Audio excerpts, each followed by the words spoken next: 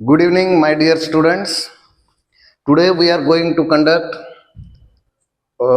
first part for second shift of JEE Mains 2023.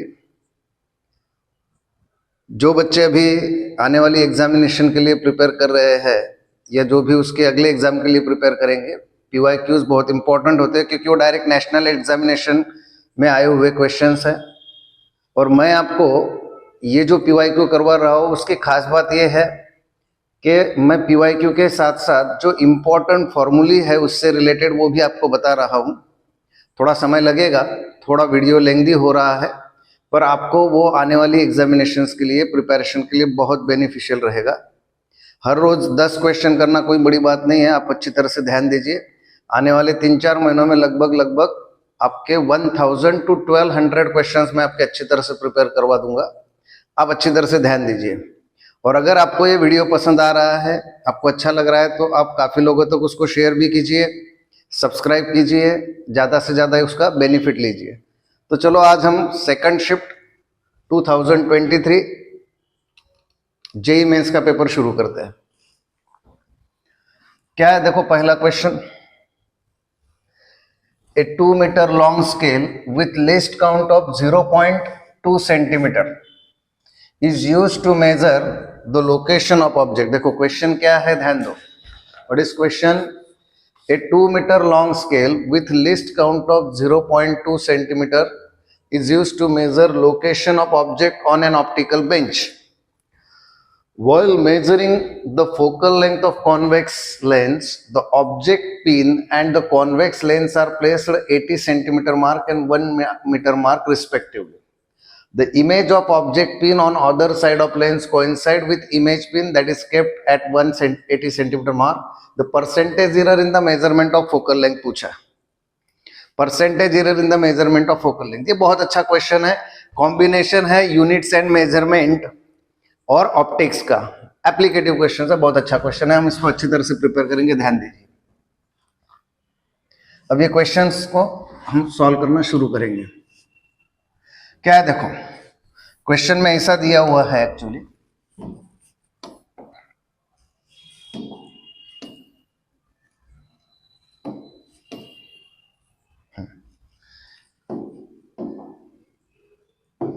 ये question में क्या दिया हुआ है, ध्यान दो।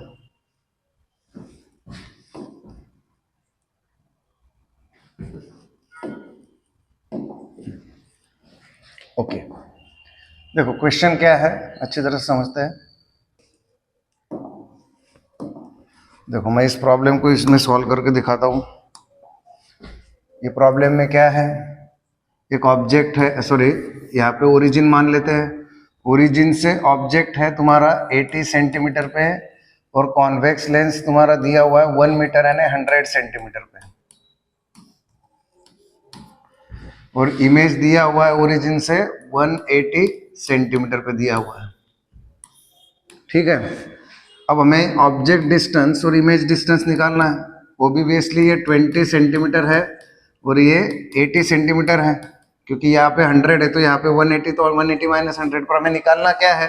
देखो ऑब्जेक्ट डिस्टेंस है तुम्हारा -20 सेंटीमीटर, इमेज डिस्टेंस हो गया 80 सेंटीमीटर, पर error in the measurement of object distance निकालनी पड़ेगी। इसलिए ऑब्जेक्ट डिस्टेंस निकालना कैसे है, तो ये 100 और 100 में एरर प्रोड्यूस होगी, -80 प्लस माइनस 0.2, तो 100 माइनस 80 क्या हो गया 20, और ये 0.2 0 ऐड होके डेल्टा यू हमें मिल जाएगा। डेल्टा यू है तुम्हारा 0.4। बस समझ में आई। सिमिलरली डेल्टा भी मिल जाएगा। भी कैसे निकालेंगे, 180 प्लस माइनस 0.2, ये 180 plus minus 0.2 minus 100 plus minus 0.2, ये हो गया 80 प्लस माइनस 0.4, तो डेल्टा भी मिल गया हमें 0.4 सेंटीमीटर, बराबर है। डेल्टा यू डेल्टा भी दोनों मिल गए। अब हम क्या करेंगे, अब हमें फोकल लेंथ का फॉर्मूला यूज करना है। फोकल लेंथ का फॉर्मूला लेंस के लिए ये होता है 1/f, 1/ ये कितना है, भी कितना है 80, और ये माइनस माइनस प्लस हो जाएगा So 1/f 1/80 plus 4/80, that is 5/80, that is 1/16. तो फोकल लेंथ आ गई 16 सेंटीमीटर। देखो अच्छी तरह से, क्या आपको प्रॉब्लम समझ में आया? अच्छा प्रॉब्लम है ये, प्रॉब्लम अच्छी तरह से आप समझ जाएंगे। ये प्रॉब्लम आपको अच्छी तरह से समझ में आ जाने चाहिए। क्या आपको प्रॉब्लम समझ रहे हैं? अब हमें फोकल लेंथ मिल गई। हमें फोकल लेंथ पूछा है क्या? हमें पूछा है error in the measurement of focal length. तो हमें डेल्टा एफ अपॉन एफ पूछा है, तो कैसे निकालेंगे? तो इसको आगे कंटिन्यू करते हैं, ध्यान दो अच्छी तरह से। अब 1/f is equal to 1/v minus 1/u को हम क्या करेंगे? Delta F upon F square is equal to delta v upon v square plus delta u upon u square. इस तरह से हम परसेंटेज एरर, इस तरह से हम एरर निकालते हैं। तो अब यहाँ पे डेल्टा एफ अपॉन एफ को मैं वैसे ही रखता हूँ, delta v upon v square plus delta u upon u square into F, इस तरह से लिखेंगे। ये हो गई error in the measurement of focal length. जब भी इस तरह से इक्वेशन आएगा तो इस तरह से हमें फॉर्मूला यूज करना है। अब डेल्टा v कितना है? 0.4 है। v कितना है? v कितना है? v तुम्हारा 80 है, 80 का स्क्वायर करेंगे, ये 0.4 है। u कितना है? 20 है, 20 का स्क्वायर करेंगे, और f कितना है? 16 है। तो अब देखो 0.4 अपॉन 80 का स्क्वायर क्या हो जाएगा? 6400, 400 इंटू क्या 16 हो जाएगा। ये ध्यान दो अच्छी तरह से। 0.4 को कॉमन निकाल लेंगे,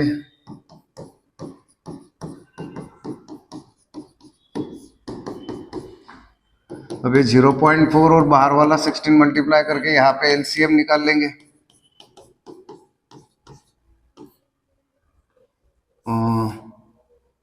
16/16440 बराबर है। ये बराबर है क्या? 400 इंटू 16 करेंगे तो क्या होगा? 6400 हो जाएगा, बराबर है। तो ये क्या हो गया? 6.4 इंटू 17/6400, यानी 64 इंटू 17/64000 हो जाएगा। दैट इज 1000 हो जाएगा। दैट इज 17 इंटू 10⁻³ या 17/1000 हो गया। अब हमें परसेंट निकालना है तो 100 से मल्टीप्लाई करेंगे। 17/10 दैट इज 1.7%। बहुत अच्छा बड़ा प्रॉब्लम था ये, पहला ही क्वेश्चन, एप्लीकेटिव क्वेश्चन। आप इसको 2-3 बार अच्छी तरह से देखें, ठीक है। आगे बढ़ते हैं दूसरे क्वेश्चन की तरफ। आप ये नोट्स बना लेंगे बाद में।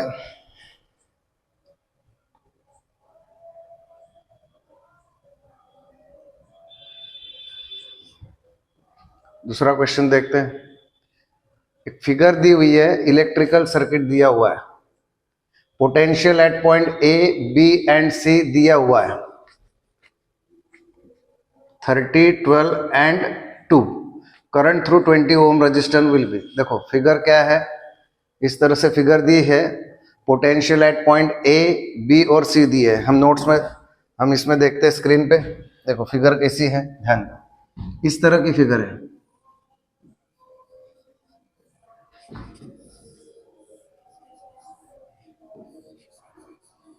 यहाँ पे B है जहाँ पे 12 होल पोटेंशियल दिया है, यहाँ पे पॉइंट C है 2 होल पोटेंशियल दिया है, और यहाँ पे पॉइंट A है 30 होल पोटेंशियल दिया हुआ है, ठीक है। अब हम देखते हैं, मैंने यहाँ पे क्वेश्चंस लिखे हुए हैं।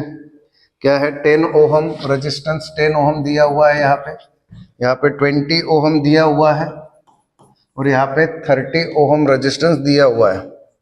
और हमें करंट थ्रू 20 ओहम रेजिस्टेंस पूछा है। हमें ये 20 ओम रेजिस्टेंस में से जाने वाला करंट पूछा हुआ है।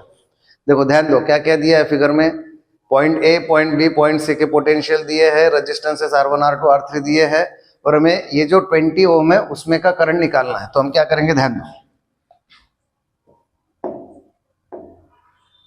हम क्या करेंगे, यहाँ पे करंट I1 फ्लो रहा है ऐसा मान लेंगे, तो ये जंक्शन है, यहां से करंट I2 और I3 में डिवाइड हो जाएगा, बराबर है। तो I1 is equal to I2 plus I3, ये इक्वेशन हमें पहले ही मिल गया और हमारा जॉब है I2 फाइंड करना। अब देखो यहाँ पे 30 वोल्ट पोटेंशियल है, तो यहाँ पे हमें पोटेंशियल पता नहीं, उसको हम x मान लेते हैं। ये दोनों पैरेलल में दिखाई दे रहे हैं, इसलिए दोनों का पोटेंशियल यहाँ पे x और यहाँ पे x होगा, बराबर है। अब देखो हम क्या करते हैं, सिर्फ इस लाइन का सोचते हैं। 30 वोल्ट और x वोल्ट, और यहाँ पे करंट कितना है, I1 है, पोटेंशियल रेजिस्टेंस 10 ओम है, तो 30 minus x V is equal to I into R. So I1 is equal to आ गया 30 माइनस x अपॉन 10, ये पहला। अब दूसरा यहाँ पे लेते हैं, x और 12, और ये 20 है और ये I2 है, so 20, so x minus 12 is equal to I2 into 20। So I2 मिल गया तुम्हें x माइनस 12 अपॉन 20। और तीसरा हमें फिगर दिया हुआ है, ये नीचे वाला x और 2, यहाँ पे ये 30 ओम है, यहाँ से करंट I3 जा रहा है, तो x minus 2 is equal to 30 into I3, तो I3 क्या हो जाएगा, x माइनस 2 अपॉन 30। अब इस इक्वेशन में हम I1, I2, I3 की वैल्यू डालेंगे। I1 इज इक्वल टू क्या है, देखो I2 कितना है, I2 है क्या, I1 भी है, I1 कितना है 30 माइनस x अपॉन 10, I2 कितना है, और I3, बात समझ में आई। हमने क्या किया, पोटेंशियल डिफरेंस लिया, Ohm's law V is equal to IR मान लिया। अब देखो यहाँ पे 30 minus x is equal to x minus 12 upon 2 plus x minus 2 upon 3 हो जाएगा, 10 से डिवाइड कर देंगे। अब एलसीएम निकाल लेंगे, यहाँ पे 3 into x minus 12 plus 2 into x minus 2 upon 6 हो जाएगा। इस 6 को इधर ले लो, 180 माइनस 6x इज इक्वल टू, बराबर है। अब क्या हो जाएगा, देखो ये 3x 2x 5x हो जाएगा, ये 6x इधर आ जाएगा तो 11x हो जाएगा, 180 माइनस 40 हो जाएगा, ये प्लस 40 हो जाएगा, तो 220 हो जाएगा। तो x is equal to 220 upon 11, that is x is equal to 20 हो जाएगा, 20 वोल्ट। अब आप बोलेंगे सर हमको x तो नहीं पूछा है, हमें x नहीं पूछा है, पर अगर हमारे पास x है तो हमें करंट I2 आराम से निकल जाएगा। ये देखो यहाँ पे अगर हमारे पास x है तो ये जो करंट है ये हम निकाल सकते हैं ना, क्या हो जाएगा, I2 कैसे निकलेगा। देखो बात समझ में आई क्या, बात समझ में आई क्या, यहाँ पे मैं निकाल देता हूँ। देखो I2 क्या है, x माइनस 12 अपॉन 20, x की वैल्यू 20 आई है, सो 8 अपॉन 20 दैट इज 4/10 यानी 0.4 एम्पियर। ऑप्शन में है क्या 0.4 एम्पियर, यस है। अब ये देख लेना अच्छी तरह से, मैं फिर से दिखाता हूँ, स्क्रीन देखो।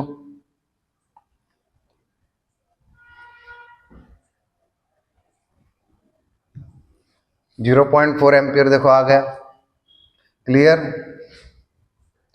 अब देखो अगला, wait of body on earth surface 100 Newton दिया है। Wait of body on earth surface कितना न्यूटन दिया है, 100 न्यूटन। क्वेश्चन अच्छी तरह से पढ़ना चाहिए। Weight of body on earth surface 100 newton है। ग्रेविटेशनल फोर्स कितना है, at height h equal to 1/4 of the radius of the earth. Gravitational force on it, gravitational force है ना वेट, और हाइट कितना दिया है, 1/4 of the radius of the earth. मैं एक क्वेश्चन का पहले बेसिक आपको पढ़ा देता हूँ, एक बार अच्छी तरह से ध्यान दीजिए।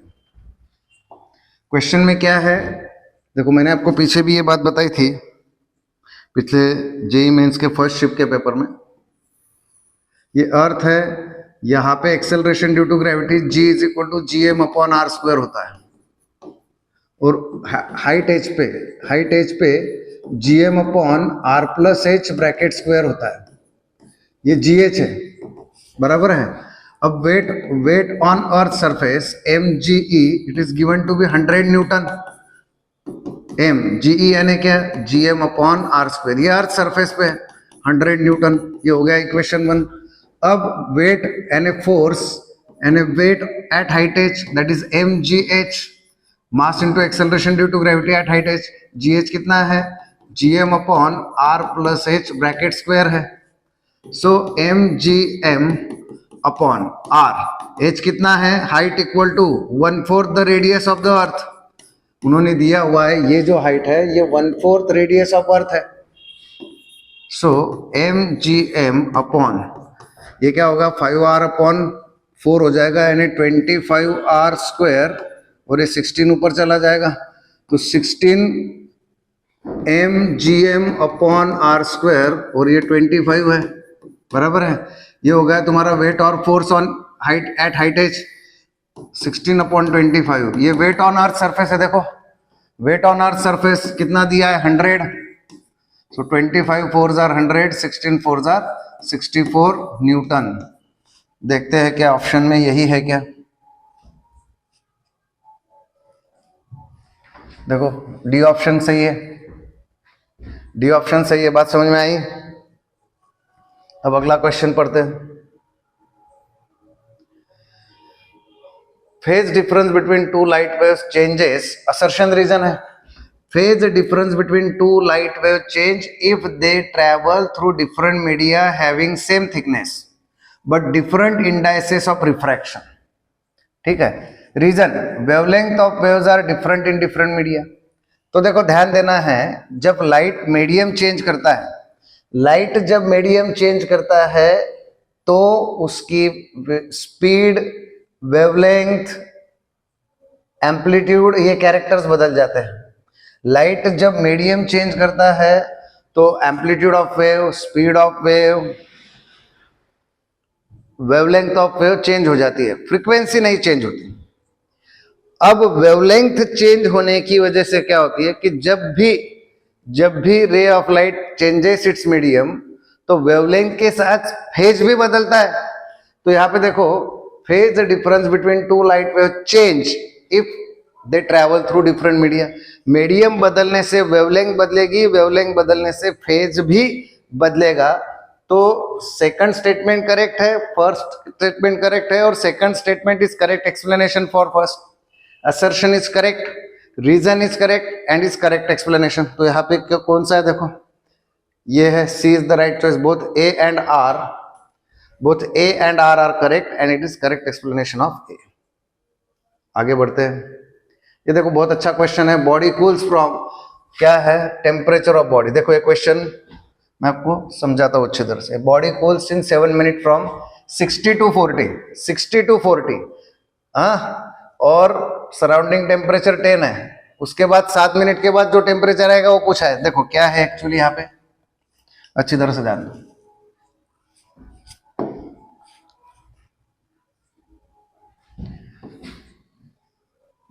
फॉर्मूला क्या है हमारे पास, ये 60 डिग्री सेंटीग्रेड से 40 डिग्री सेंटीग्रेड हो रहा है, बॉडी कूलिंग डाउन है, और 40 डिग्री के बाद कितना हुआ हमें वो पता नहीं, हम x मान लेंगे। 60 से 40 होने के लिए 7 मिनट टाइम लगा, 40 से x होने के लिए 7 मिनट टाइम लगा, और हमें इसके साथ टेम्परेचर ऑफ सराउंडिंग दिया हुआ है 10 डिग्री सेंटीग्रेड। ये हमारे पास डेटा है। देखो प्रॉब्लम अच्छी तरह से पढ़ो, न्यूटन्स लॉ ऑफ कूलिंग का एक क्वेश्चन है। 60 डिग्री से 40 डिग्री, 40 डिग्री से कितना है हमें वो पूछा है, टाइम हमें दिया है, टेम्परेचर ऑफ सराउंडिंग दिया है।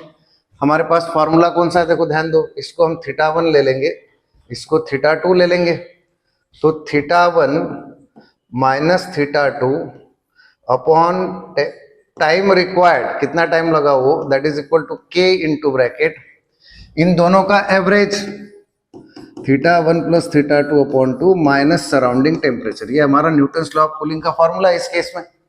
θ1 minus θ2 upon t is equal to k into bracket θ1 plus θ2 upon 2 minus θ0। अब यही फॉर्मूला हम यूज करेंगे इस क्वेश्चन में। बात समझ में आई? अब देखो यहाँ पे θ1 minus θ2 upon time is equal to k into bracket θ1 plus θ2 upon 2 minus temperature of surrounding.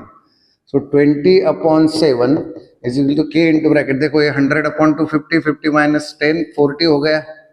इसका मतलब के की वैल्यू क्या है, 20 upon 7 into 40, that is 1 upon 14 आया, ये हो गया के की वैल्यू। अब सेम फॉर्मूला हम सेकंड केस के लिए यूज करेंगे, 40 माइनस एक्स,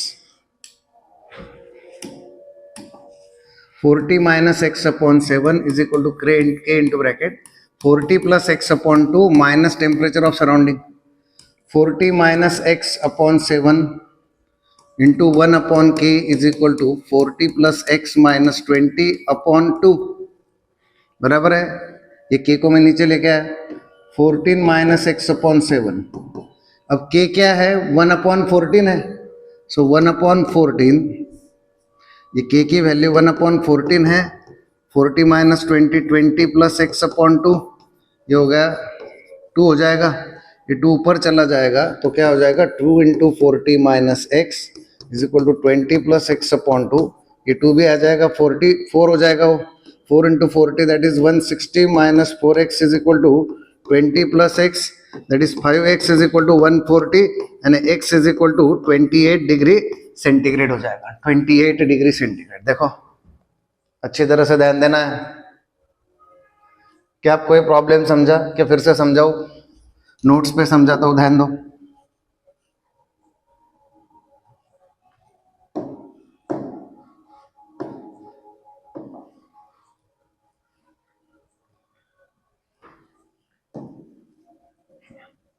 नोट्स पे समझाता हूँ, ध्यान दो। क्या है, 60 डिग्री से 40 डिग्री हो गया, 40 से कितना हुआ हमें पूछा है, 7 मिनट लगा है।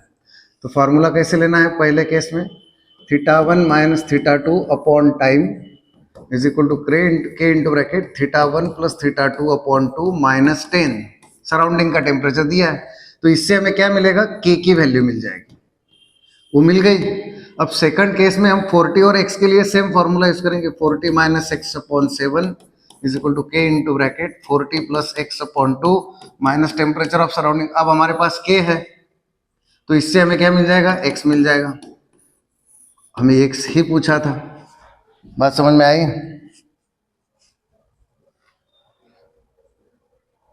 तो 5 क्वेश्चन हो गए हमारे। कोई दिक्कत है तो बोलो, कोई दिक्कत, एनी डाउट? अब आगे बढ़ते हैं। बॉडी कूल्स का तो क्वेश्चन हो गया। हाँ, अब देखो ये बहुत अच्छा क्वेश्चन है, ये नीट में नहीं है, ये जेई वालों के लिए है। For an amplitude modulated wave minimum amplitude is 3 volt. Minimum amplitude दिया हुआ है, एम्पलीट्यूड मॉड्यूलेटेड वेव के लिए मिनिमम एम्पलीट्यूड क्या दिया है, 3 वोल्ट दिया है। मॉड्यूलेशन इंडेक्स दी है 60% और हमें मैक्सिमम एम्पलीट्यूड पूछा है, तो मॉड्यूलेशन इंडेक्स का फॉर्मूला होता है ई max minus E minimum upon E max plus E minimum. ध्यान देना है जेई वाले स्टूडेंट्स, नीट में ये क्वेश्चन नहीं आएगा क्योंकि ये चैप्टर नहीं है। Mu is equal to E max minus E minimum upon E max plus E minimum. Mu कितना है, 60%, 60%। बात समझ में आई क्या, 60%। ई मैक्स हमें पूछा है, ई मैक्स को x मान लो, ई मिनिमम 3 है, ये कितना है x प्लस क्या है, ये 3 है। बात समझ में आई? 60%, परसेंट नहीं लिखना है तो हमें 100 लिखना है यहाँ पे, तो 60 into x plus 3 is equal to x minus 3 into 100।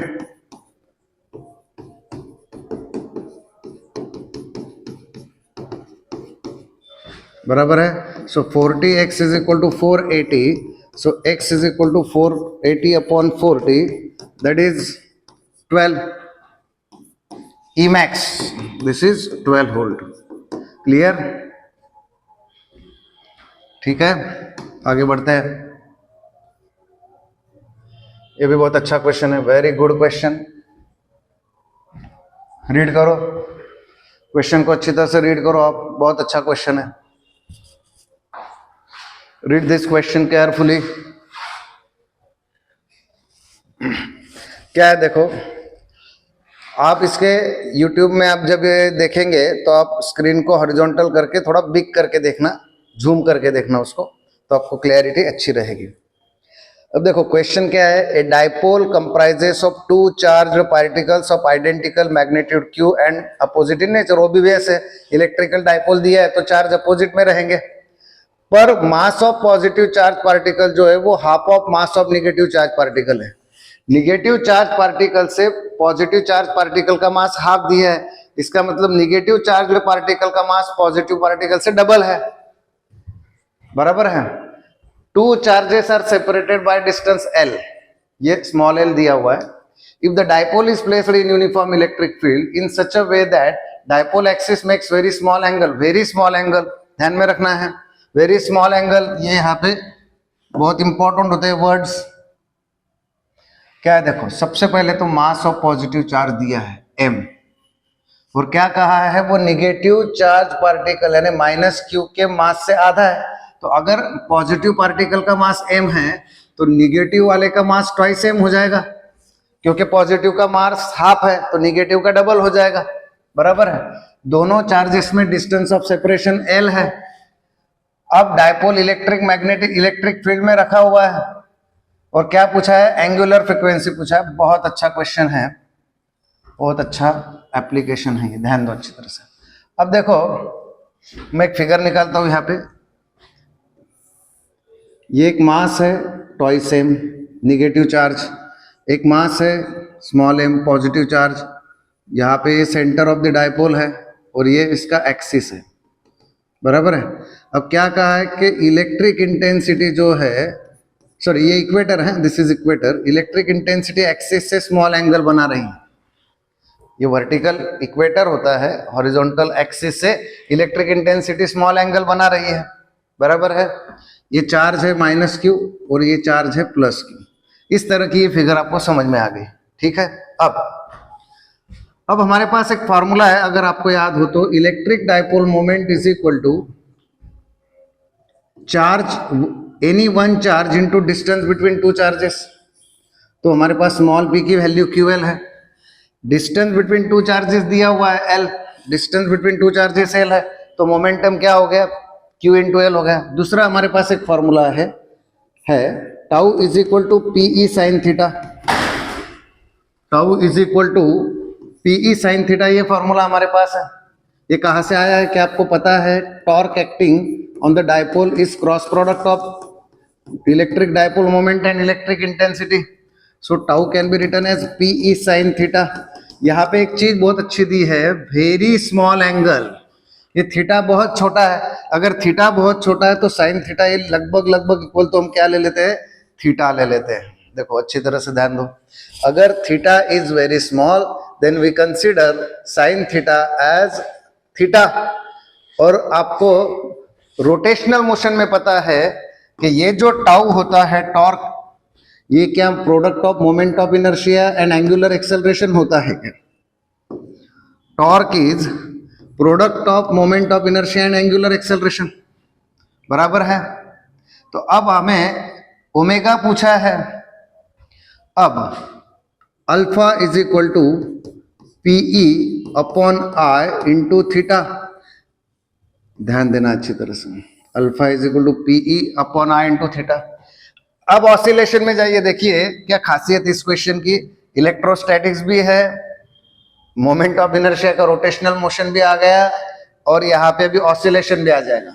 देखो एंगुलर एसएचएम में जैसे हमने लीनियर एसएचएम में देखा था a is equal to minus omega square x, वैसे एंगुलर एक्सेलरेशन में माइनस ओमेगा स्क्वायर थीटा होता है, ये ध्यान में रखना है। बात समझ में आई क्या, माइनस ओमेगा स्क्वायर थीटा। अब यहाँ पे सिर्फ हम मैग्नीट्यूड ले रहे हैं तो अल्फा क्या हो जाएगा, ओमेगा स्क्वायर थीटा हो जाएगा। अब यहाँ पे बात बनेगी, ये जो ओमेगा स्क्वायर है, ओमेगा स्क्वायर यानी पीई अपॉन आई, इसका मतलब omega is equal to under root of p E upon I, बराबर है। ये हमारा फाइनल आंसर है। पर क्या यहाँ पे ऐसा कुछ दिख रहा है क्या, नहीं दिख रहा है, तो हमें और कुछ करना पड़ेगा। देखिए बात समझ में आ रही है क्या, अगर फाइनल आंसर में हमें वो नहीं दिखाई दे रहा है तो we have to do something new here. तो वो न्यू क्या है, तो मोमेंट ऑफ इनर्शिया निकालेंगे। मोमेंट ऑफ इनर्शिया कैसे निकालेंगे, I equals to m1r1 square, यहाँ पे इस मास का डिस्टेंस l/2 है इक्वेटर से यानी एक्सिस से, इस मास का डिस्टेंस भी L/2 है, इसको R1 मान लेते हैं, R2 मान लेते हैं। Moment of inertia of two particle system m1r1 square plus m2r2 square, तो m1 r1 स्क्वायर यानी L/2 का स्क्वायर यानी L square upon 4 plus m2 r2 square, m2 r2 square यानी L स्क्वायर अपॉन 4 फिर से, तो ये हो गया तुम्हारा 3ml square upon 4 moment of inertia. यही वैल्यू यहाँ पे सब्स्टिट्यूट करेंगे, omega is equal to under root of p क्या है, देखो पी की वैल्यू QL डाल देंगे, substitute P as QL।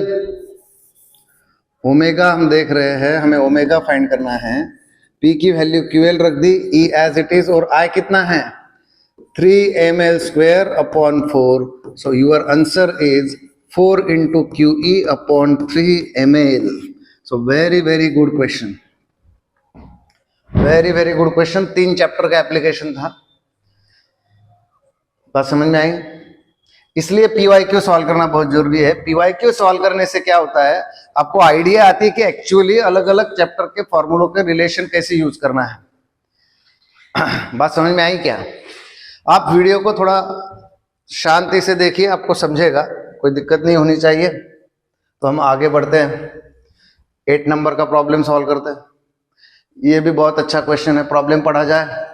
The energy density associated with electric field and magnetic field, energy density associated with electric field and magnetic field of electromagnetic wave in free spaces. तो अभी हमने last जो हमारा paper हुआ था first shift का, उसमें हमने ये क्वेश्चन देखा था ऑलरेडी। क्या था इसमें, हमारे पास फॉर्मूला है energy density, electrical energy density होती है 1/2 E स्क्वायर, डायरेक्ट फॉर्मूला है, और मैग्नेटिक एनर्जी डेंसिटी होती है B² अपॉन 2 μ0। देख लीजिए ऑप्शन कौन सा है, 1/2 E स्क्वायर और B² upon 2 μ0, so B is the right choice. सिर्फ फॉर्मूला है। कैसे आया था ये फॉर्मूला, हमारे पास फॉर्मूला है C is equal to E upon B। C जो होता है वो under root of mu into E0 होता है, और इससे हमने वो डेरिवेशन लिया था। इसके पहले जो पेपर है 6 अप्रैल का फर्स्ट शिफ्ट, उसमें आप देखिए मेरे वीडियो लेक्चर में, आपको ये डेरिवेशन मिल जाएगा। ठीक है, अगला क्वेश्चन देखते हैं। Ratio of speed of sound in hydrogen gas to speed of sound in oxygen gas at same temperature. Ratio of speed of sound in hydrogen gas to speed of sound in oxygen gas at same temperature. अब important formula में देखना है, speed of sound. Speed of sound का formula आता है under root of 3RT upon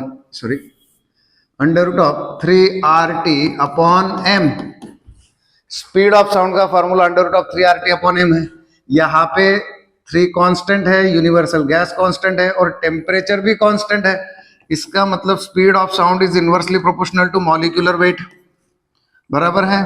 so speed of sound in hydrogen gas to speed of sound in oxygen gas is equal to, उल्टा लेना पड़ेगा, reciprocal of molecular weight of oxygen upon molecular weight of hydrogen, reciprocal लेना पड़ेगा। क्या बात समझ में आ गई?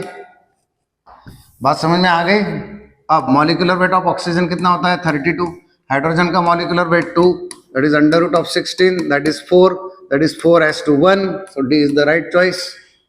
Speed of sound in hydrogen gas to speed of sound in oxygen gas.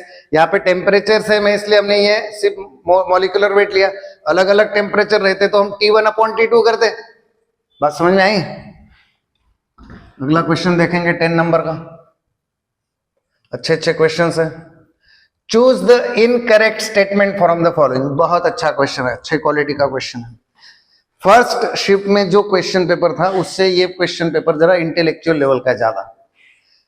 क्या है देखो, choose the incorrect statement from the following. The linear speed of planet revolving around the sun remains constant. बस यही incorrect statement है, बाकी statement सारे right है। यहाँ पे हमें आंसर मिल गया। देखो कैसे, जो प्लैनेट होता है,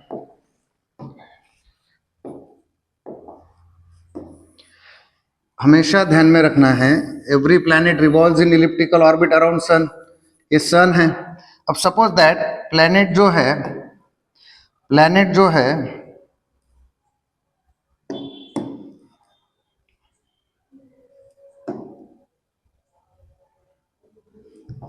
सपोज दैट हमारे पास जो प्लैनेट है वो अराउंड सन रिवॉल्व हो रहा है, ये सन है, और जो प्लैनेट है, प्लैनेट की इनिशियल पोजीशन में अवे फ्रॉम सन लिखता हूँ, पोजीशन 1, और दूसरी पोजीशन क्लोज में रखता हूँ। तो हमेशा ध्यान में रखना है जब प्लैनेट सन के करीब हो तो उसका स्पीड बढ़ जाता है, और सन से दूर हो जाए तो स्पीड कम होता है। तो जैसे जैसे वो सन के करीब जाएगा स्पीड बढ़ते जाएगा, सन से दूर जाएगा तो स्पीड कम होते जाएगा। तो इसका मतलब ऐसा कि linear speed of the planet at every point changes, it does not remain constant. So first question जो है कि linear speed of planet revolving around the sun is constant, ये एब्सोल्युटली इनकरेक्ट स्टेटमेंट है। बाकी स्टेटमेंट भी आपने पढ़ने चाहिए, बाकी स्टेटमेंट पढ़ने से आपको ये समझ में आएगा कि ऑप्शन में ये क्वेश्चंस हो सकते हैं करेक्ट स्टेटमेंट के लिए। तो आप इसको भी पढ़िए और लर्न कर लीजिए। 10 नंबर का क्वेश्चन भी हो गया, आगे बढ़ते हैं।